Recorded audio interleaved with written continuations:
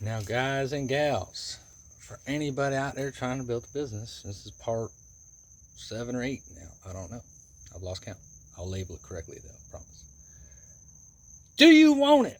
Like you want the fucking air you breathe? It is such a serious question.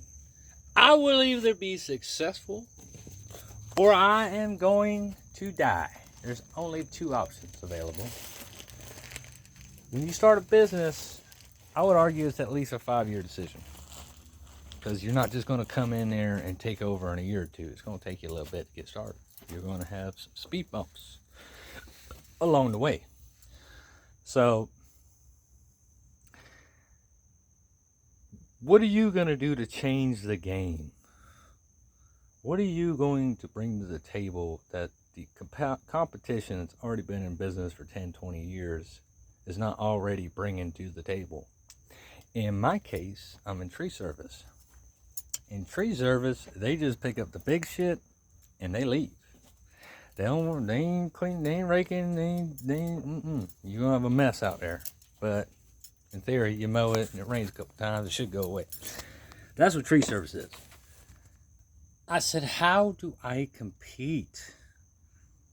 This is my biggest confliction before I couldn't start a business. I didn't know what the fuck I was doing. How am I going to compete with somebody who has $1 million crane? You know, I got a truck, a chainsaw, and a trailer, and some harp. How the fuck am I going to compete with these guys? I just do a better job. I clean up the little shit as well as the big shit. And I'm not trying to be cocky or arrogant or unhumble. I'm humble. I'm blessed. I'm grateful. You know what I mean? I ain't shit. But I know I stay there longer. I know that I show the property more love than the average company. Do you want to bring an average service to the industry? There's nothing wrong with that if you're okay with average results. So you follow me? I want to stand out. I want to change the game and fuck up the whole market. If you hire a tree service besides me after I did work for you, you're going to be like, holy fuck, what the fuck is that? You know what I'm saying? That's tree service. I'm fucking up the game. So I would suggest you fuck up the game. Don't just go out there and be average and thinking you're going to be the next top creme de la creme in 5 years. It doesn't work like that. You have to shake shit up. You have to bring it.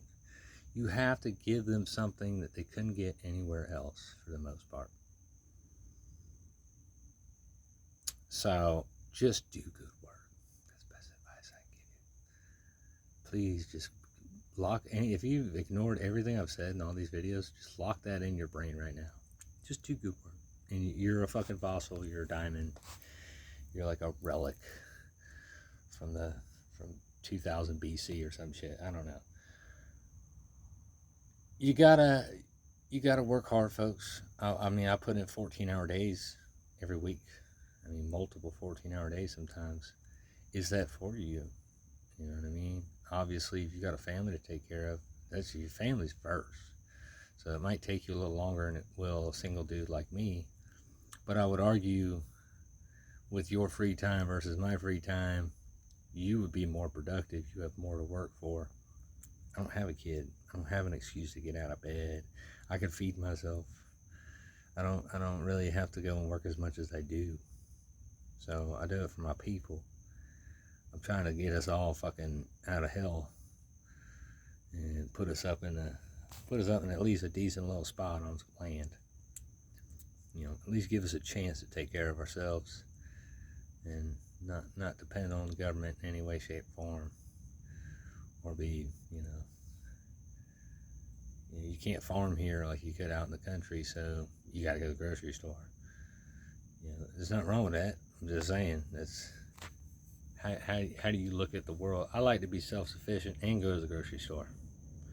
But if the grocery store is closed, it wouldn't affect me. I'd still be eating. See what I'm saying? was supposed to talk about something else. I'm sorry, you guys. Party, come fuck it. Love y'all out.